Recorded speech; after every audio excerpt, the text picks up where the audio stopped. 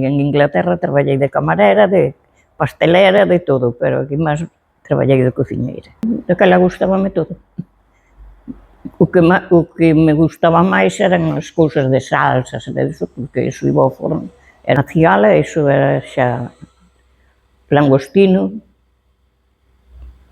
camarós moitas veces, os santiaguiños que agora xa non se ven, pero o plato estrella do marisco era as cigalas, o lubrigante tamén moito, iso sí, e peixes, pois de todo, mero, uns meros que eran enormes, que agora xa non existen, que xa nin se os usa, lubina, dorada, merluza moitísima, os rapis e iso.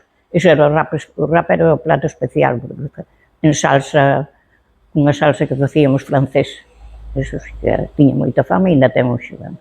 Ainda me para toda a xente, cando abrides? Eu non, agora non vamos, eu lá foi onde aprendín a cociñar. Xa fun para unha casa, ali xa fun para a cociña, para esa casa. Tuveron unha a que se retiraba 3 meses comigo para que me enseñara. Despois o meu marido xa se fora que tamén fora para ali, era unha familia moi rica, para camarero para eles, para o servicio do comedor, do desayuno, da comida, da cena. E despois ele xa foi para un restaurante que había ao mesmo cerquiña, un daqui ao Corizón menos, que era andaluz, dun señor que fora que foran para lá cando mataban a todos, e quedou xa lá, nunca máis volveu, dos refugiados. E despois, pois fun eu tamén para ali.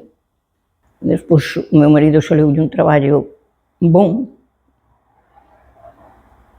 e foi para o centro de Londres.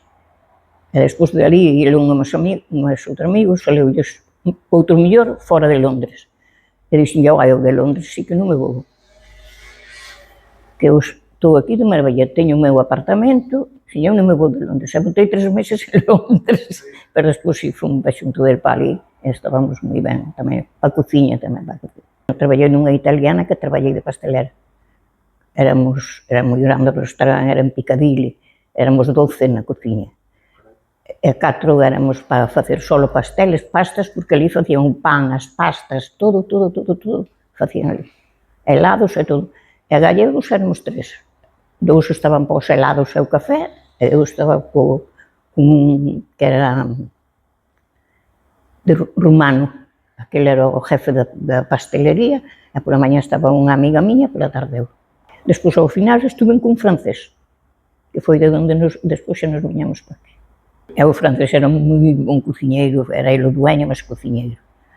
E eu, como eso me gustaba, sempre baixaba ás 5 da tarde, que iba ele para a cociña, iba a axudar, era moi bueno, iba a facer a pastelería todo. E así che foi a vida.